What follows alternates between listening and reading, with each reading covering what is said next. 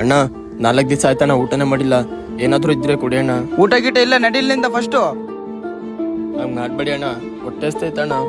ಹೋಗ್ತೀಯ ಇಲ್ಲ ಇಲ್ಲಿಂದ ಫಸ್ಟ್ ನೀನು? ಹಿಂಗೆ ಹೇಳಿದ್ರೆ ಕೇಳೋದಿಲ್ಲ ನೀನು, ಬಂದಿರು ನಾನೇ. ಅಣ್ಣ ಅಣ್ಣ ಇರೋಣ ಒಂದ್ ನಿಮಿಷ. ಎದಕ್ಕಣ್ಣ ಅಣ್ಣ ನಾ ತರ ಬೈತಿದ್ದೀರಾ?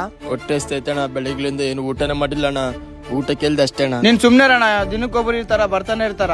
ಅಣ್ಣ ಫಸ್ಟ್ ಅವ್ರಿಗೊಂದು ಪ್ಲೇಟ್ ಊಟ ಕೊಡಿ. ಹ್ಞೂ ಸರಿ ಆಯ್ತು.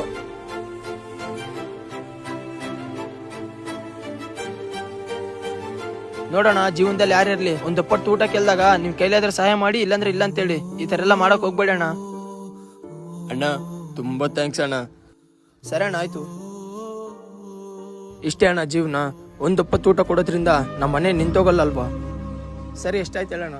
ಇರ್ಲಿ ಬಿಡಣ್ಣ, ಪರವಾಗಿಲ್ಲ, ತಪ್ಪಾಯ್ತಣ್ಣ. ಸರಿ ಅಣ್ಣ, ಆಯ್ತು.